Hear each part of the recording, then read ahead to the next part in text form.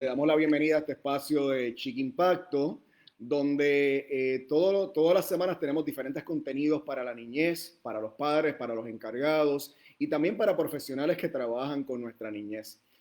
Durante la semana usted va a ver que vamos a tener manualidades, vamos a tener lectura de cuentos y vamos a tener diferentes secciones para el entretenimiento y la educación de nuestra niñez. Y nuestra sección favorita los viernes, que es la sección de Viernes de Galería, donde estamos exhibiendo el talento, el arte de nuestra niñez. Durante el día de hoy y durante las próximas semanas también vamos a tener espacios los lunes y los martes que son educativos, ¿verdad? Y que son espacios para poder dialogar con nuestros padres y con nuestra niñez sobre diferentes temas de gran importancia. Durante el día de hoy me siento bien orgulloso y bien honrado de estar acompañado por dos compañeras que llevan mucho tiempo trabajando con el tema de diversidad funcional para que podamos hablar sobre cómo fomentamos el bienestar en nuestra niñez con diversidad funcional en estos tiempos de pandemia. Conmigo tengo a la doctora Ángeles Acosta, que es la portavoz de la educación de Mesa Social. Bienvenida, Ángeles, ¿cómo estás? Muy bien, muy bien. Gracias por la invitación, Eduardo, y gracias a todas las personas que nos están escuchando y viendo por Facebook. Gracias por acompañarnos y aceptar esta invitación. También tenemos a la Siempre, doctora siempre. Mayra Martínez, que es catedrática asociada de Ana G. Méndez en Carolina. Bienvenida, Mayra. Gracias y saludos a todas y a todos. Saludos. Me gustaría, antes de comenzar, me gustaría que tanto Ángeles como Mayra nos hablen un poco acerca de su trasfondo, ¿verdad? De su trabajo en el tema de diversidad funcional para que el público las pueda conocer. Podemos empezar por Ángeles. Sí. Bueno, pues yo soy psicóloga clínica. He trabajado prácticamente la mayor parte de mi vida profesional con la población de diversidad funcional, tanto en el área, ¿verdad?, de la academia como en la práctica clínica. En el área académica, pues fui profesora por 25 años del certificado graduado en intervención temprana y preescolar. Y en la práctica clínica, pues he llevado, ¿verdad? He trabajado muchísimo con diversas condiciones, tanto en aspectos de evaluación como de intervención, y también como perito en casos de violación de derechos civiles para los servicios de educación especial. Excelente. Mayra, ¿nos puedes contar un poquito acerca de tu trayectoria?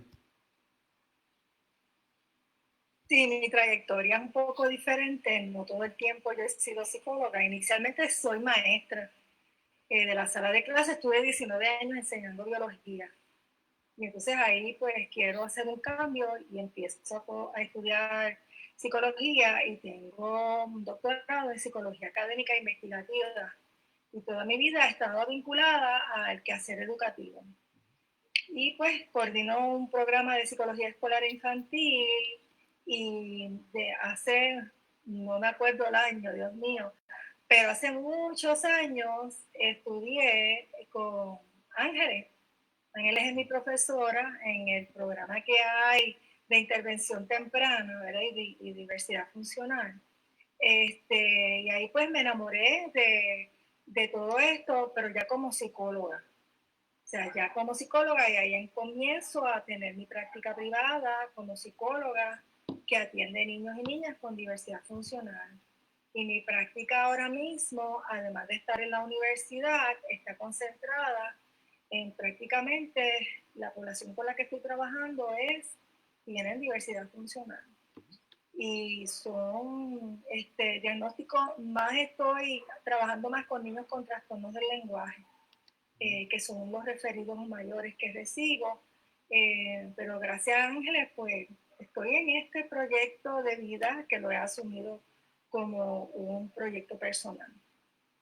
Que es un proyecto hermoso, ¿verdad? Porque sabemos que hay necesidades no solamente a nivel de nuestra niñez, ¿verdad? Sino también de sus familias que les apoyan. Y yo sé que el trabajo de ustedes no se limita solamente a la parte académica, sino sé que tienen una trayectoria también, ¿verdad? De trabajo de influencia en política pública para poder apoyar a nuestras familias, a nuestra niñez, ¿verdad? Desde diferentes trincheras que han sido importantes a nivel histórico, ¿verdad? Llevamos décadas en esta lucha.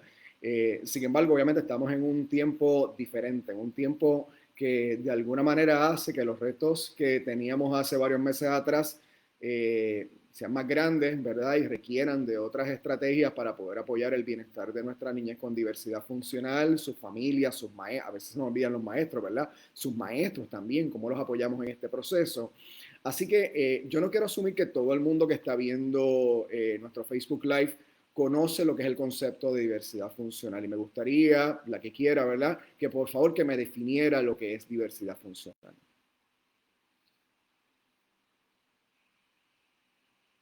Aida. Sí, yo lo puedo definir. El concepto de diversidad funcional ahora mismo está siendo criticado también. Pues porque parte de realmente una persona sí funciona diferente, pero a la vez se comunica. O sea, ¿cuál es la función del lenguaje de señas? Comunicar, ¿no? Así que, pero está siendo utilizado para dar cuenta de una ruptura conceptual en torno a los conceptos que antes se llamaban como discapacidad, por ejemplo, que son que son peyorativos y que discapacidad de qué dirían las personas. Yo me siento capaz, yo puedo hacerlo. Quizás no lo hago como tú, ¿verdad? Pero parte en el 2005 este nuevo concepto, desde el 2005, parte de los supuestos de la vida independiente, ¿no? Sin embargo, sigue habiendo unos elementos de discriminación social desde la norma. O sea, es un concepto que hay que, ¿verdad? Tenemos que trabajarlo mejor, ¿verdad? Hacia otras propuestas, ¿verdad? Más allá de las categorías semánticas que existen en torno al concepto. Pero si vemos esa diversidad funcional es, como nos dice la ley IDEA, que la ley IDEA no lo trabaja, pero es aquella persona que no cumple unos criterios de normalidad. Y pongo la normalidad entre dichos, o sea, entonces, ¿cuánto nos diferenciamos de esa norma? A mí me gusta mucho cómo Cuba lo trabaja, que se llama variaciones significativas en el desarrollo.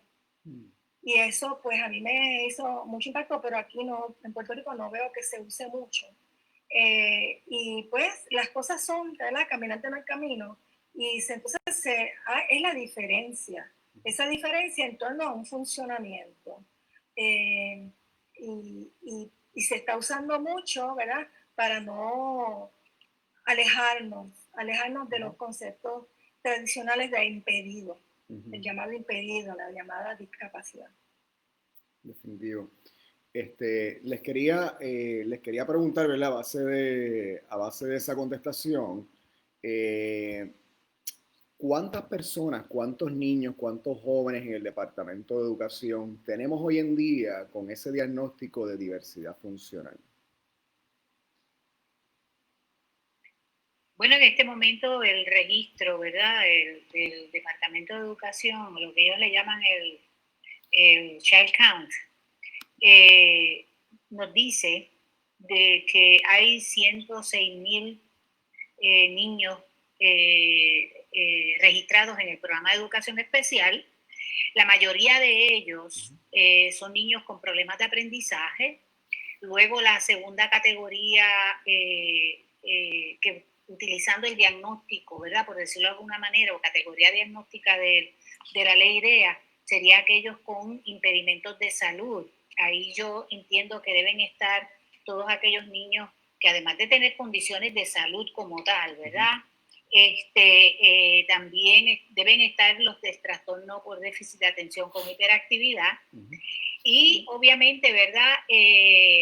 Otras categorías que tienen hay menos registro bajo esas categorías, como son, por ejemplo, el autismo, que sí hemos visto, ¿verdad? Un aumento extraordinario en los últimos 20 años, 25 años,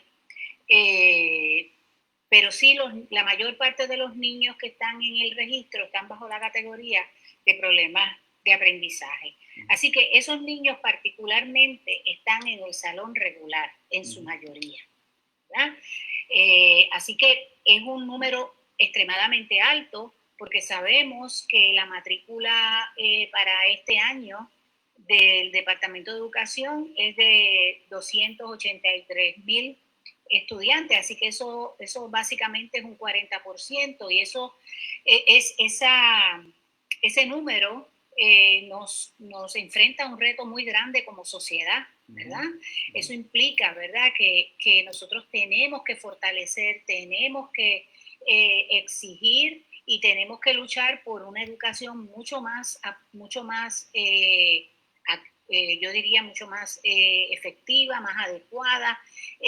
Tenemos que exigir salones donde haya una matrícula, ¿verdad? Que al maestro se le facilite ofrecer la ayuda individualizada o diferenciada que ese niño necesita. Así que hay muchos retos dentro del salón de clase, tomando en consideración y haciendo un análisis de ese child count. ¿Algo que quieras añadir, Mayra? Sí, y esas categorías, según la ley IDEA, ¿verdad? También vuelvo con el asunto, esas son estrategias de establecer la norma. ¿Cuántos niños hay que caen dentro de esas categorías diagnósticas o categorías per se? Y sí, si bien ha habido un gran aumento en esa cantidad, debemos dar cuenta que por el otro lado, ¿cuántos de esos niños realmente están siendo atendidos? O sea, están registrados en el programa de educación especial, que la educación especial es otro concepto que yo critico mucho porque todos los niños son especiales.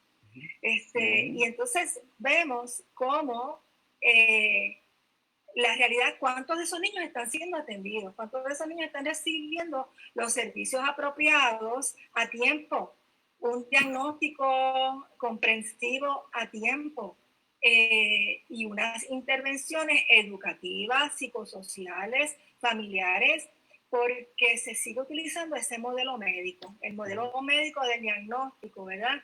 Que es el que valida que el niño reciba unos servicios.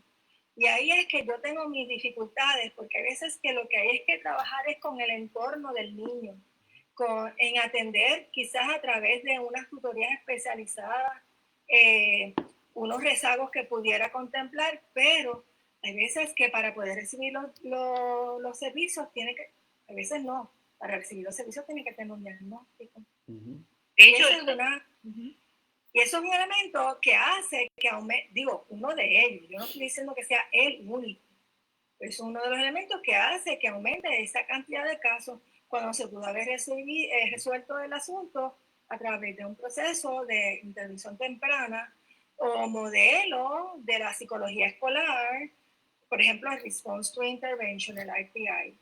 O sea, que identifica tempranamente a los niños en la escuela y se atienden.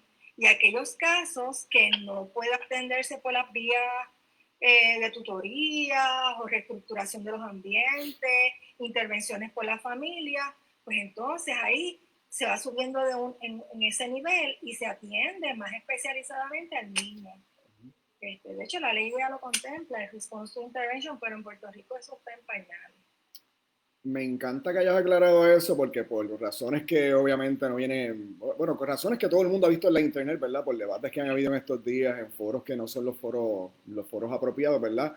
Han habido debates en este diálogo sobre los niños en educación especial y la medicación y toda esta cosa. Y es importante, ¿verdad? Que desde profesionales como ustedes aclaremos, ¿verdad? Cuál es el proceso adecuado, cómo se diagnostica, ¿verdad? Cómo se evalúan a estos niños, cuál es el tipo de ayuda que se le ofrece, ¿verdad? Y también mirarlo de una manera crítica, porque no estamos diciendo tampoco que el sistema es un sistema perfecto, sino que como tú bien dices, a veces estamos asumiendo modelos que vienen de Estados Unidos o vienen de otros lugares y a lo mejor hay otros modelos que son modelos más efectivos que deberíamos estar asumiéndolos para dar un mejor servicio, ¿verdad? A estos niños y a estas familias. Sin embargo, el número, y esta mañana lo estábamos dialogando entre nosotros tres, el número parece un número bastante alto. Mayra, tú mencionas el asunto del diagnóstico, ¿verdad? Que a veces no hay que llegar al diagnóstico, a veces a lo mejor con algún tipo de apoyo, el niño nunca debió haber llegado a esto y eso tiende a inflar un poquito los números. Pero también hablamos de la posibilidad de otros factores que son importantes y que a lo mejor están afectando, ¿verdad?, a nuestra niñez. ¿Cuáles son algunos de esos factores que ustedes mencionan y que ustedes piensan que son relevantes? Bueno, yo quería traer un par de cosas, ¿verdad? Con relación al uso del término de diversidad funcional y añadir a lo que trajo la compañera. Y es el hecho de que, claro, lo que estamos tratando, lo que se ha estado tratando es quizás quitar ese estigma, ¿no? Del niño retrasado, del niño con minusvalía, ese tipo de términos, ¿verdad? Cuando yo empecé a trabajar como psicóloga se llamaba el niño lisiado. O sea, wow. Eran niños lisiados en las clínicas, ¿verdad? Del país, porque estaba ese modelo médico que mencionaba Mayra, ¿verdad? Así que un poco, ¿verdad? Yo supongo, y han surgido otros términos como el neurotípico, el neurodiverso, o sea, hay toda una esfuerzo, ¿verdad? Para realmente de alguna manera quitar ese estigma, ¿verdad? De la persona que tiene alguna diferencia en su desarrollo. Eso por un lado. Por otro, pues obviamente, como yo siempre he mencionado, las evaluaciones diagnósticas básicamente sirven para que el niño pueda acceder a unos servicios. Pero como dice aquí la colega, realmente luego de que hacemos una evaluación diagnóstica, ¿qué hacemos con ella? ¿Verdad? Deberíamos hacer una evaluación abarcadora para entonces, ¿verdad? Poder hacer un buen plan de servicios para ese niño, ¿verdad? Y cuando digo abarcadora, no solamente estoy hablando específicamente del área de psicología, sino a través de un grupo multidisciplinario, ¿verdad? De especialistas en diferentes áreas y que realmente se pueda hacer un plan que sirva para abordar, ¿verdad?, las necesidades que tiene ese estudiante. Ahora bien, nosotros tenemos como nosotros sabemos, y yo creo que mucha gente también, sabemos que nuestra niñez está impactada por la pobreza. Y la pobreza obviamente es un factor que está muy ligado a lo que se conoce como la discapacidad, ¿verdad? Hay 8 millones de niños en América Latina y en el Caribe que tienen discapacidad. Eso lo dice la Organización Mundial de la Salud. Y la mayoría viven bajo los niveles de pobreza, ¿verdad? Así que uno de los factores, ¿verdad?, es la pobreza, quizás el más importante. Porque la pobreza se hereda. O sea, por generaciones, ¿verdad? Para las personas pobres es bien difícil salir de la pobreza si no tienen los recursos, no tienen el apoyo, no tienen el acceso a unos servicios, ¿verdad? Así que desde esa perspectiva, ¿verdad?, nosotros tenemos que asumir como psicólogos, ¿verdad?, como especialistas o en el área de la salud mental y en el área de la niñez, tenemos que asumir una responsabilidad social, ¿verdad? Que es no solamente evaluar, hacer planes de intervención y demás, sino también hacer una evaluación, ¿verdad?, tan abarcadora que incluya tanto a la familia como aspectos sociales como son la comunidad que rodea a ese niño, ¿verdad? Cuáles son las fuentes de apoyo que tiene esa familia para poder abordar las necesidades de ese estudiante. Porque muchas veces yo he escuchado, por ejemplo, maestros, especialistas, personal escolar, diciendo, bueno, es que los padres no se involucran, es que los padres no se responsabilizan, no le dan seguimiento. Y no necesariamente es porque sean irresponsables, es porque tienen a lo mejor un problema económico, tienen un problema de vivienda, tienen una situación de salud mental, tienen una situación de violencia, o a lo mejor tienen algún otro hijo que tiene una situación mucho más compleja que la que tiene este niño. O sea que es bien importante hacer una evaluación ecológica, ¿verdad? Que no solamente miremos al niño, pero que el niño en su interacción con todos los contextos a través de los cuales transita. Y esto es bien importante. Así que desde esa perspectiva, para mí es importante que cuando involucrar, ¿verdad?, a los padres en todo este proceso, y apoyarlos durante el proceso, ¿verdad? Eso significa que además de evaluar al niño, tenemos también que conocer esa familia y ver qué recursos tiene para poder apoyar al estudiante. Definitivamente, una de las cosas que... Ay, perdóname, Mayra, una de las cosas que quería añadir también es que a veces se nos olvida que nuestros padres a veces tienen diferentes niveles de escolaridad, ¿verdad? Nosotros hemos trabajado en comunidades donde hay padres que no tienen el nivel de escolaridad para ofrecer ese apoyo que estamos requiriendo, ¿verdad? De ellos en unos procesos. A veces uno mismo, yo soy profesor universitario y a veces mis hijos cuando llegaron a séptimo, octavo grado, habían problemas de matemática que venían donde mí, yo no tenía ni idea de cómo ayudarlos, ¿verdad? Yo no tenía la capacidad para poder hacerlo. Y hay personas que tienen diferentes niveles de escolaridad que no necesariamente pueden ayudar como nosotros esperamos que todo padre pueda asistir a sus hijos en su proceso educativo. Mayra, perdona, ibas a decir algo. Sí, y retomando lo que dijo Ángeles con relación a la familia, tenemos que tomar en consideración que es posible que ese padre o madre también tenga diversidad funcional. O sea, que no solamente eso, ¿verdad? Los aspectos de la violencia, los aspectos de la pobreza y otro aspecto de ya de las familias monoparentales, ¿verdad? Y que el 62% de las familias son monoparentales, que eso tiene unas implicaciones también en los apoyos que pueda tener esa persona y por eso es importante, como dice Ángeles, que se contemple en esa evaluación cuáles son los niveles de apoyo, porque los apoyos están por niveles también, cuáles son los niveles de apoyo y los recursos a los que tiene acceso esa unidad familiar, ya sea de un solo padre, de una abuela, etc. Además, en ese 62% que existe en Puerto Rico de familias monoparentales, ¿verdad? Hay unos elementos también de movilidad social, ¿verdad? ¿Cuánta movilidad social tiene esas personas? Y está vinculado enormemente a la pobreza. O sea, la pobreza en Puerto Rico, uno de los problemas, yo te diría a ti que es el problema más grande que tenemos.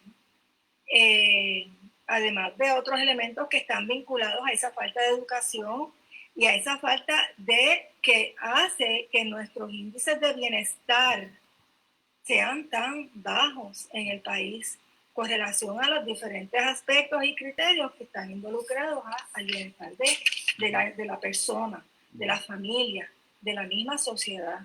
Así que cuando evaluamos a un niño o a una niña o a un joven, ¿verdad? Se trata de hacer una evaluación lo más comprensiva posible, pero cuando vienen a nuestras prácticas, ¿verdad? Tienen que pagar. O sea, la realidad es que esto es un trabajo que se paga y lamentablemente en el sistema ese tipo de evaluación que incluya todos estos aspectos no se está dando a nivel de las evaluaciones que hace el Departamento de Educación, ¿verdad? Que hacen los colegas con las fortalezas y las áreas de necesidad que tienen todos. Yo no vengo aquí a problematizar la realidad que vive el psicólogo o la psicóloga que hace trabajo para el departamento, ¿verdad? Porque aquí hay otros issues involucrados. Pero la realidad es que lo que sale de ahí, de esa evaluación, contempla en muchas ocasiones a la familia. Y eso es importante contemplar. Yo quisiera añadir, ¿verdad?, sí, que cuando una familia que vive bajo los niveles de pobreza tiene un niño o una niña con necesidades especiales, probablemente, ¿verdad?, la situación económica se va a agudizar. Porque en muchas instancias uno de los dos tiene que dejar de trabajar o tiene que dejar de trabajar parte del tiempo. Además, mientras más condiciones coexistentes tenga, ¿verdad?, ese niño o esa niña, mayor va a ser la necesidad del uso de especialistas, ¿verdad?, que definitivamente no necesariamente están disponibles en el sistema público. Así que, viéndolo desde esa perspectiva, ¿verdad?, nosotros tenemos una situación bien compleja, ¿verdad?, con el sistema de educación pública, porque en momentos de pandemia donde no se puede dar la escuela presencial, ¿verdad? No puede haber esa interacción entre el maestro y el estudiante o la estudiante. Y realmente las familias de bajos recursos económicos pueden tener una computadora en su casa, pero no pueden saber cómo usarla. Uh-huh. Pueden tener una computadora en su casa, pero no pueden conectarse al internet. Uh-huh. No pueden tener el dinero para aumentar la velocidad de la banda ancha del internet. Así que es una situación bien compleja porque, por otro lado, el Departamento de Educación ha desarrollado, aparentemente, ¿verdad? No aparentemente, ha desarrollado unos módulos impresos que inicialmente ellos habían mencionado que cada familia tenía que ir a buscarlos a la escuela, imprimirlos y devolverlos, ¿verdad? La impresión nosotros hemos mirado que básicamente esa impresión puede costar entre 50 a $75. Eso es una compra. Uh-huh. Es una compra para comer. Es una compra es un dinero para pagar el agua, para pagar la luz. O sea, es bien complicado. Así que hay otros, ¿verdad?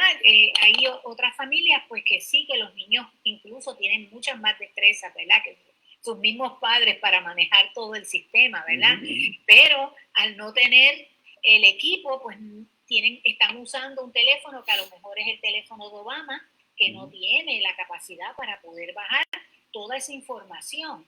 Además que si nosotros tenemos 106,000 niños de educación especial dentro de los salones de clase, sabemos que el darle un módulo no necesariamente asegura que ese niño va a aprender, porque al no tener la interacción con el maestro no tiene las respuestas, no tiene, probablemente como tú bien decías, Eduardo, hay algunas aspectos que yo no podría enseñar a mi hija tampoco, ¿verdad?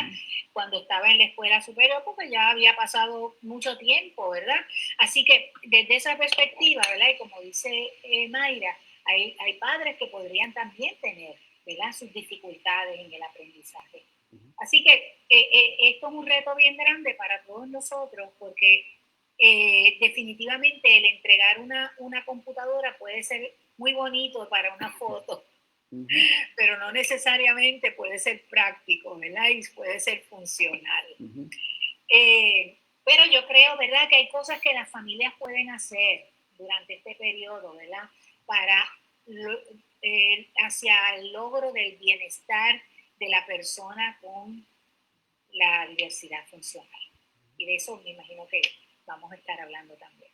Sí, yo creo que esa es la próxima pregunta. Sin embargo, también quiero lanzar un reto, ¿verdad?, a personas que yo sé que nos están viendo, que son investigadores en el área de desarrollo y en otras áreas, otras áreas del saber en Puerto Rico, ¿verdad? Basado en la conversación que tuvimos esta mañana cuando nos preparábamos para este live.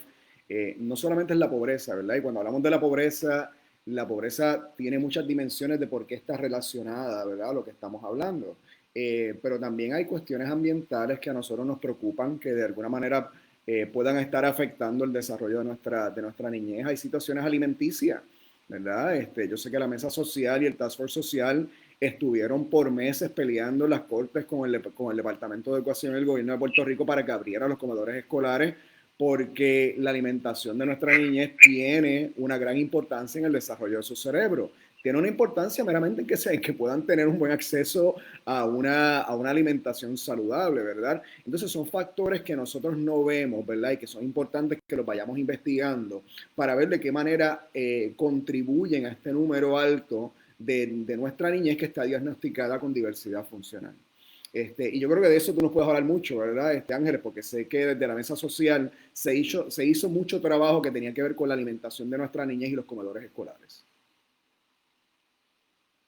Sí, bueno, como tú bien dices, ¿verdad? La pobreza está ligada a la falta de acceso a una educación apropiada, a falta de acceso a servicios médicos apropiados. Por ejemplo, yo tengo clientes, y me imagino que Mayra también, que nosotros hemos identificado que requiere, por ejemplo, de una evaluación genética. Pues hay muy pocos genetistas en el país, y probablemente si van a utilizar el geneticista que pueda tener el sistema de salud pública, va a tener que esperar de 2 a 3 años. Mientras tanto, ¿verdad?, están ocurriendo toda una serie de situaciones que van a empeorar la condición, ¿verdad? la condición como tal. Ese es uno de los issues grandes. En términos de la nutrición, pues nosotros en la mesa social hemos trabajado fuertemente, ¿verdad? Hay unos compañeros abogados que llevaron el caso que está todavía en el Tribunal Supremo.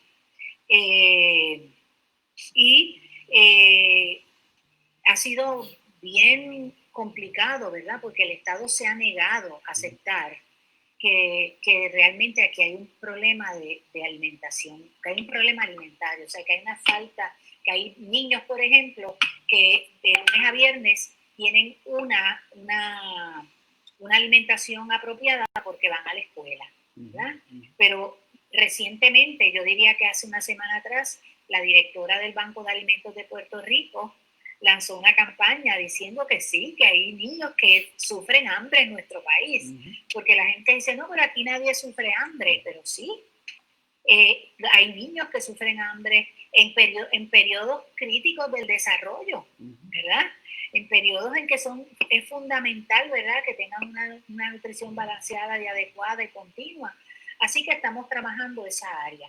El área, ¿verdad? Yo personalmente, y esto es muy yo, ¿verdad? En el sentido, como trabajé unos cuantos años en el recinto de ciencias médicas, pues sé que nosotros tenemos una isla preciosa, pero tenemos muchísimas áreas que se conocen como Superfund, que son áreas de desastre ecológico y de alta contaminación, que va a los acuíferos. Así que hay muchísimas razones para pensar que si nosotros tenemos una alta, ¿verdad?, prevalencia de niños con diversas condiciones, tenemos que empezar a pensar por qué es lo que no estamos haciendo. No sé si me hago entender. O sea, nosotros estamos trabajando sobre la crisis, pero no estamos haciendo investigación para saber por qué tenemos una tasa tan alta, por ejemplo, de niños prematuros. ¿Por qué tenemos una tasa tan alta de niños con problemas de aprendizaje y otras condiciones del desarrollo? Yo creo que es hora de que nosotros asumamos, ¿verdad?, este planteamiento, porque nosotros sabemos que tenemos un sistema educativo que no está cumpliendo de lleno con su responsabilidad por muchísimas razones. Hay una falta de voluntad para realmente trabajar como se debe, ¿verdad? Porque tiene un presupuesto enorme. Así que desde esa perspectiva yo creo que hay que buscar la manera de que las universidades, organizaciones no gubernamentales, porque yo pienso que el cambio va de abajo para arriba, no al revés. Totalmente. Así que hay que buscar esos fondos para empezar a hacer investigación y contestarnos esa gran pregunta. Y que podamos utilizar esa investigación como un instrumento de política pública para empujar, ¿verdad?, los cambios que son necesarios. Mayra, cambiando o moviéndonos un poco al tema, ¿verdad?, que yo creo que muchas de las familias están pendientes durante el día de hoy. Yo creo que obviamente estamos en un momento complicado, por no decir difícil, ¿verdad?, para muchas familias en términos del proceso educativo. Y lo que me gustaría es que nos hablaran un poco acerca de qué estrategias, qué consejos tienen ustedes para nuestras familias de niñez con diversidad funcional para la transición a este proceso de la educación a distancia, educación en línea, como quieran llamarle, ¿verdad? Para fomentar ese bienestar, ¿verdad?, tanto educativo como emocional de nuestra niñez. Quiero partir primero del dato de que 650 millones de personas en el mundo tienen diversidad funcional. O sea que eso incluye todas las dimensiones del desarrollo. Ahora, ¿qué es el niño o la niña, que es el que nos estamos hablando esta tarde? Con diversidad funcional es un niño que está siendo maltratado, y lo voy a decir yo me responsabilizo por lo que digo, está siendo maltratado por el sistema. Claro. En la no atención, esta falta de sensibilidad, la enseñanza como la quieren impartir sincrónica es compleja, es difícil hasta para los estudiantes universitarios sin diversidad funcional. Yo ahora mismo tengo estudiantes con diversidad funcional en la sala de clases y los he tenido y tienen dificultades para mantenerse el tiempo que requiere una clase. Sé de iniciativas que están los niños conectados desde las 9 de la mañana hasta las 3 de la tarde, con un periodo de almuerzo de media hora. Eso es muy desacertado. La enseñanza sincrónica, que es lo que quieren hacer a través de Microsoft Teams, produce mucho estrés, principalmente para aquellas familias que lo que está es en el carro tratando de agarrar una señal a través del celular. O sea que aquí estamos hablando del bienestar. Este bienestar emocional que nos está, que está siendo bien afectado por la dificultad que tiene el niño y la niña y la familia de acceder a lo que se supone que es gratuito, que es la educación. Entonces, tengo que decirlo porque de verdad me da mucho dolor ver las noticias que estoy viendo. Cada vez se abre más la brecha que hay entre los niños del privilegio y los niños pobres. Están siendo atendidos de otras formas, ¿verdad? Pero yo entiendo que sí, hay unas estrategias, ¿verdad?, que se pueden hacer, pero presumiendo que todo esté, ¿verdad?, bien. Aún así, aunque no todo está bien, yo me pregunto, ¿qué es lo que debe predominar? Para mí debe ser la salud emocional. De ese niño, de esa niña, esos niveles de verdad de frustración que provoca, ¿cómo podemos manejar la frustración del niño que quiere aprender? ¿Cómo podemos manejar la frustración de los padres y de las madres que no pueden tener los recursos para acceder a esa educación que está siendo transmitida a través de las redes, ¿verdad?, o de las plataformas? Así que yo entiendo que hay que ser sensibles y comprensivos, ¿verdad?, en términos de manejar estas frustraciones, y que si no es hoy, es mañana que se pueda atender el asunto. O sea, yo creo que aquí hay que ser bastante flexibles a la hora de exigirle a un niño que cumpla con una tarea. Yo creo que para manejar este bienestar emocional, yo sugiero, ¿verdad?, que la familia, en la forma que pueda, trabajar con asuntos útiles, cosas útiles. Y miren, yo no estoy diciendo que nadie se exponga, pero hay que salir un poco de la casa. Vamos a llevar este plato de comida a la abuela, aunque no nos bajemos del carro. Ya eso en sí mismo conlleva un ser empáticos en estos momentos. Que yo tengo que establecer qué es lo más importante. ¿Qué es lo más importante para el niño, para la salud emocional del Puerto Rico que tenemos hoy? ¿Verdad? En donde hay muchos retos políticos, económicos, sociales. Hay familias, como dijo Ángeles, que se han tenido que quedar, están en la casa, y hay otros que han perdido el empleo.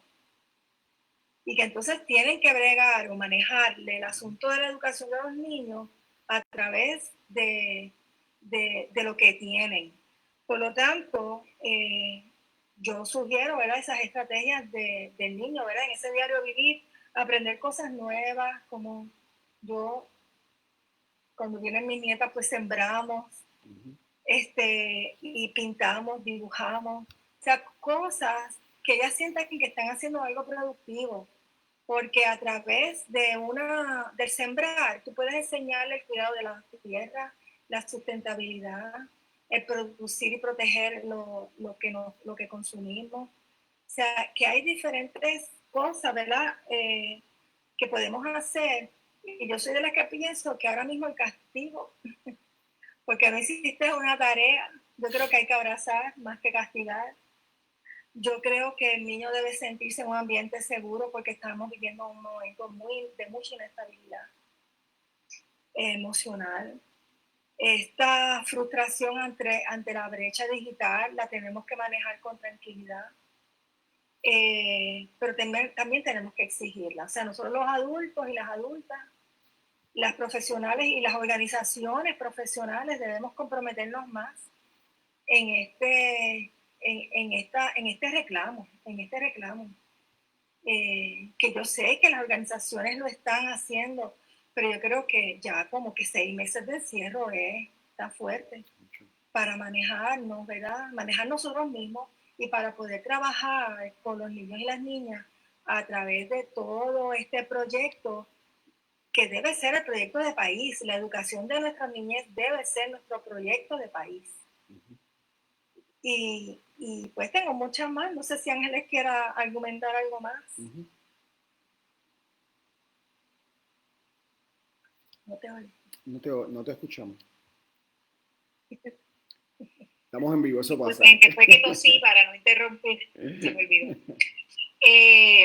Bueno, yo creo que obviamente las personas, voy a usar personas por niños, niñas, estudiantes, ¿verdad? De diversidad funcional, tienen una serie de retos, ¿verdad? Que los colocan a riesgo de desarrollar problemas emocionales y de salud mental. Esto es bien importante, ¿verdad?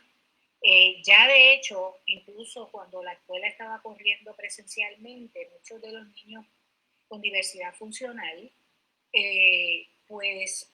confrontan, por ejemplo, ¿verdad? Entre otras cosas, una dificultad para la interacción social, para entender las claves sociales, para hacer un grupo de amigos, el hecho de tener mayores dificultades para acceder, ¿verdad? O aprender también los coloca a riesgo, ¿verdad? Porque se sienten, pueden sentirse, ¿verdad? Si no tienen el apoyo familiar y el apoyo escolar, pueden sentirse que no tienen, ¿verdad? No son capaces, ¿verdad? Y empiezan a desarrollar un sentido, ¿verdad? De minusvalía, de una pobre autoestima, ¿verdad? Y una dificultad también y a veces mucha ansiedad alrededor del aprendizaje, ¿verdad? Que hace que en muchas ocasiones asuman conductas, ¿verdad? Inapropiadas para escapar precisamente, ¿verdad? De las tareas escolares y de los retos que le presentan todo lo que tiene que ver con lo académico. Así que también en muchas instancias son acosados dentro de la escuela, ¿verdad?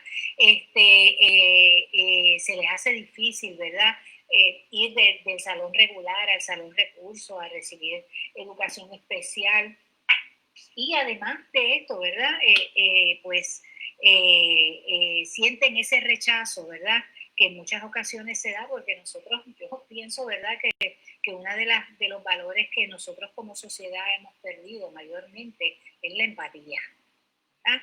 Así que desde esa perspectiva, ¿verdad? Yo creo que nosotros tenemos que empezar a trabajar desde bien temprano, tanto con los niños de diversidad funcional como los niños de desarrollo típico, ¿verdad? Y empezar a trabajar y construir una nueva visión sobre, ¿verdad? Sobre nuestra sociedad y cómo, ¿verdad? Podemos todos unirnos hacia una misma meta, ¿verdad? Y yo he tenido experiencias maravillosas con los niños pequeños, ¿verdad? Los niños pequeños, cuando ven un niño que tiene una necesidad particular, se acercan, ayudan, apoyan, ¿verdad?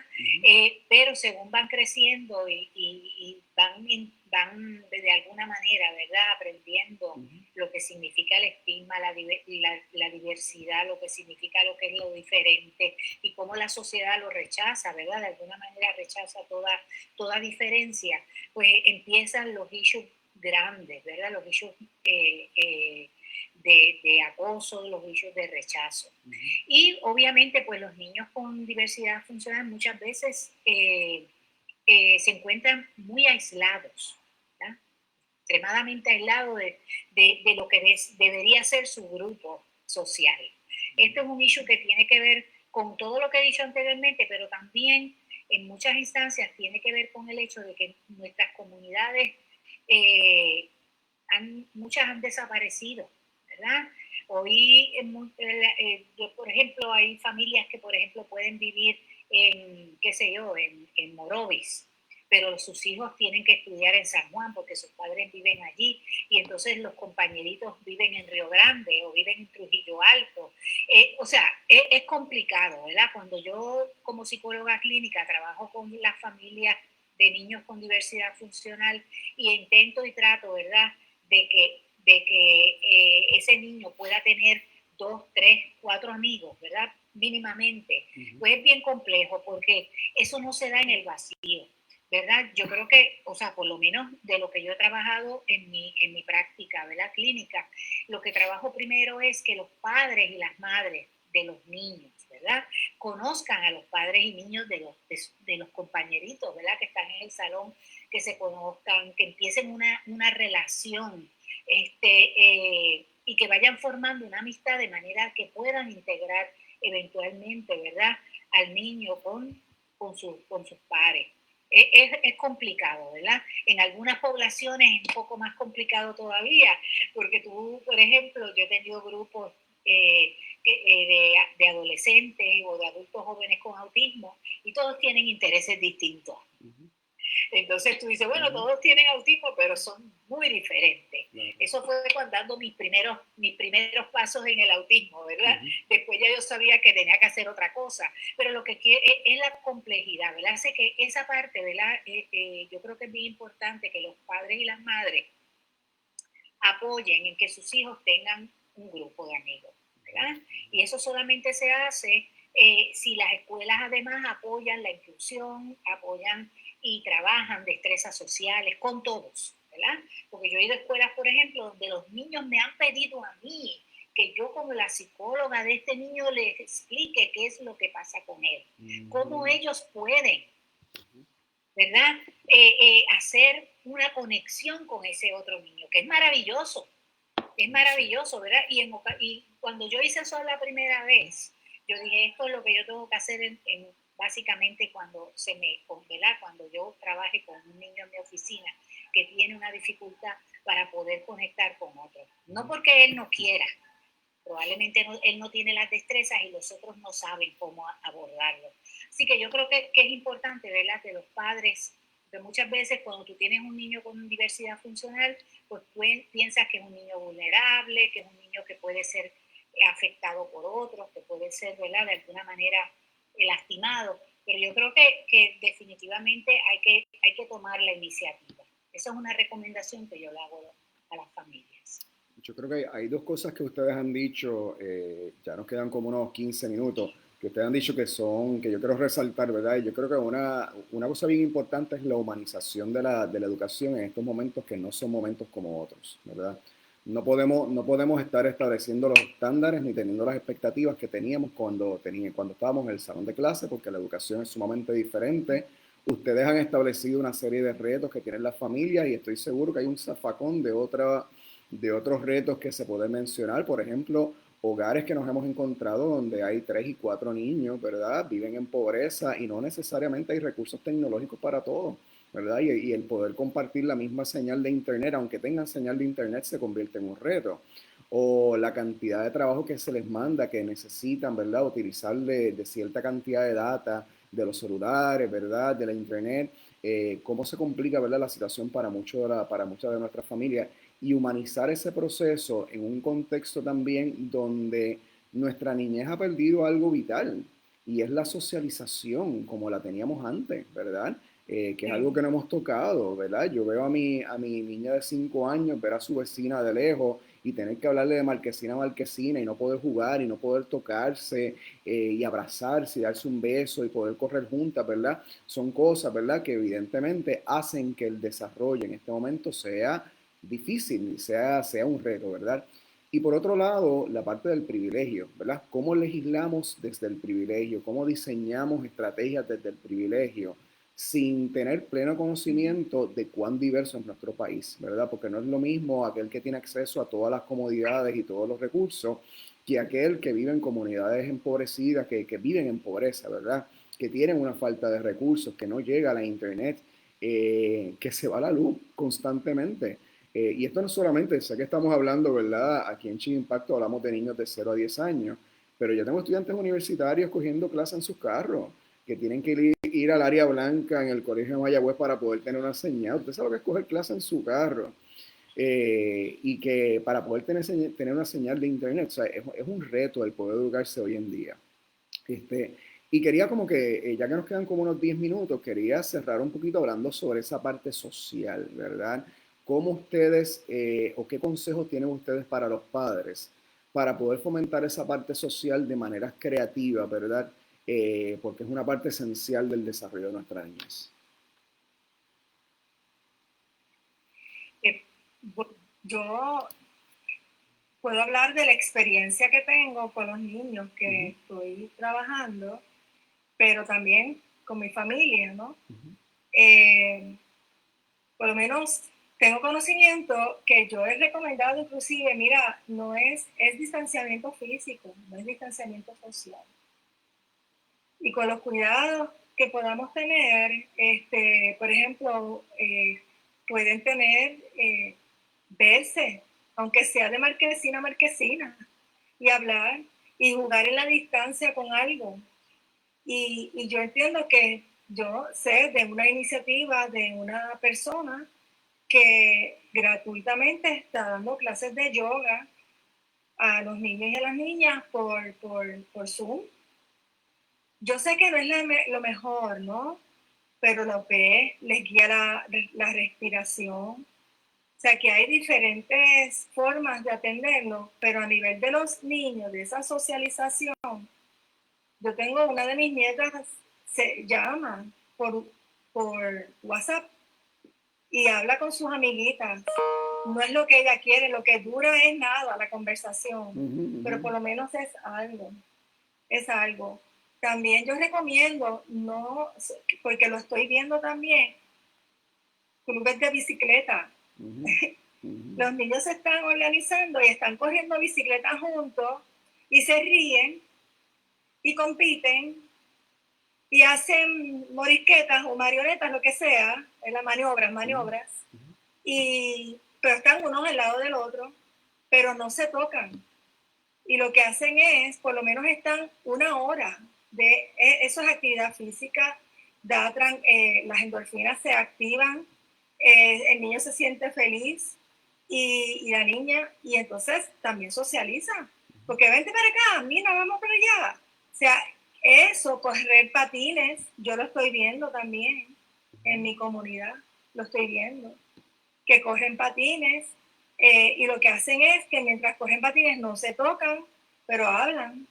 Ya esos son los más grandes, los adolescentes. O sea, que lo que vemos es que se pueden hacer actividades, ¿verdad? En distanciamiento físico, con todas las protecciones, por favor, para que no haya contagio, ¿no? Pero hay que crear unos espacios de socialización para los niños y niñas con diversidad funcional. Sabemos que hay niveles, y Ángeles lo sabe, ¿verdad? Lo sabemos, Ángeles. Hay diferentes niveles, ¿verdad? Que esos niños a veces no tienen las palabras para relacionarse con otra persona, pero se sonríen y pueden jugar. Es verdad, y se puede hacer también lo mismo. Yo tengo uno que con un diagnóstico del lenguaje, del habla-lenguaje, está patinando en una patineta.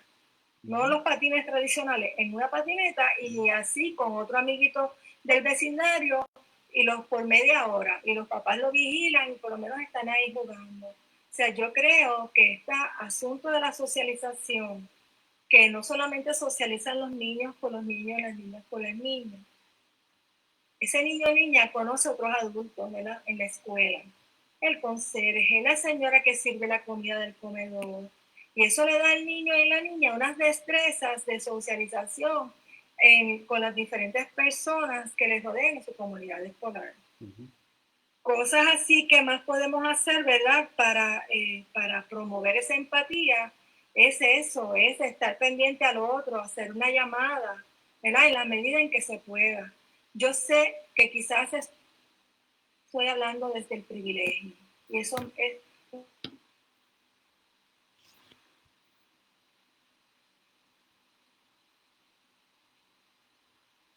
familia. Y de lo poco que puedo leer, o sea, en las redes, ¿no? De que hay esos niños que lo que prefieren es estar en la escuela, que no les gusta estar frente a la computadora, que que prefieren, yo supe de uno que escribió, prefiero enfermarme. Prefiero enfermarme, o sea lo que es, porque como a los niños no les da fuerte, pues yo prefiero enfermarme. Definitivo. Y eso pues a mí me estuvo como una tragicomedia, ¿no? Contradictorio, y yo, ay Dios mío, eso me lo dijo a mí uno. O sea que yo prefiero enfermarme, yo quiero estar en la escuela. Así que con la dificultad que hablo, desde el privilegio, tengo que tener la conciencia social de que no todo es tan bonito como lo queremos ver. Definitivo.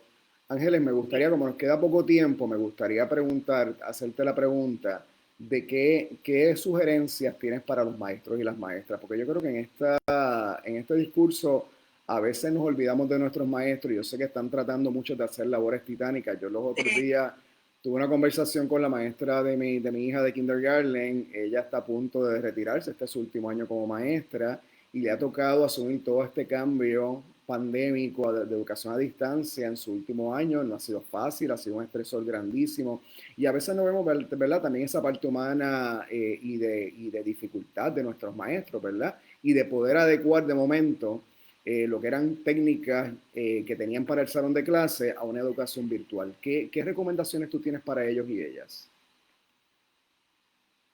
Bueno, yo creo que la recomendación puntual es que se mantengan todo el tiempo en contacto con las familias.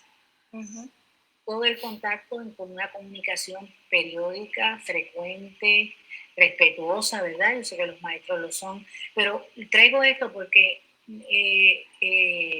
muchos padres se sienten muy solos, ¿verdad? En este trabajo tan titánico que es aprender a usar el Internet para enseñar a sus hijos, ¿verdad? Pero aun cuando no sea posible comunicarse a través del Internet, a través de una plataforma, una llamada telefónica periódica, ¿verdad?, para conocer cómo está la familia, cómo están los niños, darle recomendaciones de actividades, como dijo Mayra. Yo creo que ese vínculo es fundamental, ¿verdad? Ojalá pronto, ¿verdad?, el Departamento de Educación reclute los psicólogos escolares, porque los psicólogos escolares tienen unas destrezas extraordinarias para trabajar en una modalidad de consultoría escolar con el maestro, con el padre y con el estudiante. Eso sería fantástico, ¿verdad? Y ya cuando regresemos a la escuela, pues habrá otras modalidades que se puedan trabajar. Los niños van a tener muchas preocupaciones, muchas ansiedades que también el psicólogo escolar va a poder enfrentar. Pero sí hay algo que yo quisiera antes de que termináramos, ¿verdad? Más allá de las actividades que Mayra mencionó, que son estupendas, yo creo que es bien importante aprovechar este tiempo, y esto lo traigo para las familias, ¿verdad?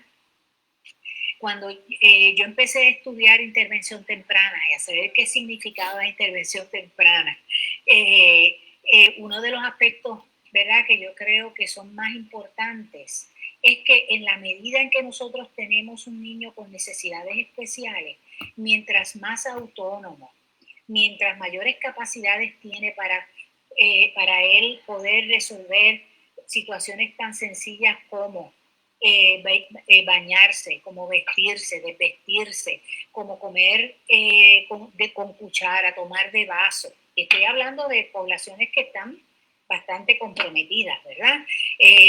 Todas esas actividades que nosotros llamamos del diario vivir, que son de alimentación, higiene y vestimenta, este momento es el preciso, ¿verdad?, para nosotros empezar a enseñar a nuestros hijos a ser más independientes, más autónomos y autodirigirse. Y a los mayores, pues, trabajar muchas tareas que se hacen en la casa que eventualmente los van a ayudar a poder acceder a un empleo, ¿verdad?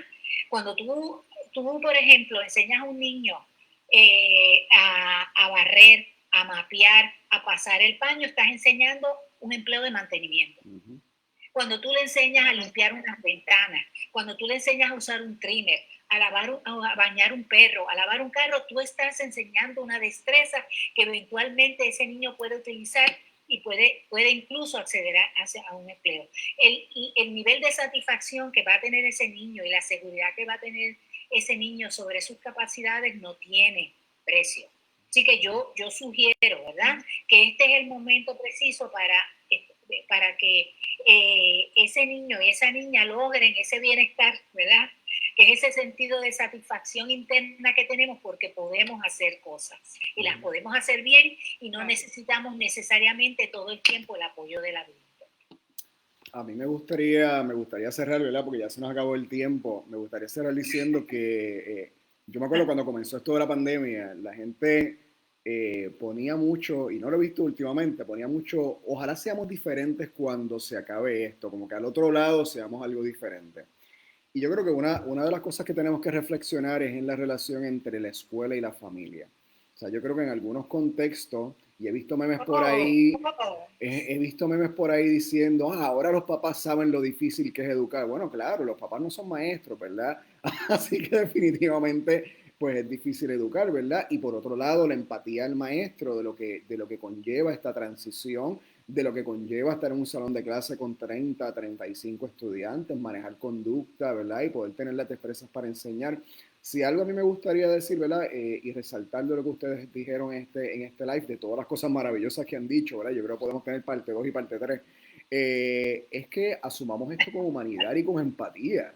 O sea, yo creo que no es una competencia de quién enseña mejor ni de quién lo hace mejor. Es que esto es algo complejo para todos nosotros, ¿verdad? Y a la medida que podamos manejar esto de una manera empática, apoyando a nuestra niñez, a nuestros padres y a nuestros maestros, yo creo que podemos hacer un mejor trabajo sin olvidarnos de la responsabilidad ministerial que tiene el gobierno, que en muchos casos la ha claudicado y que ha hecho que la situación sea más compleja para muchos de nosotros y muchas de nuestras familias, ¿verdad?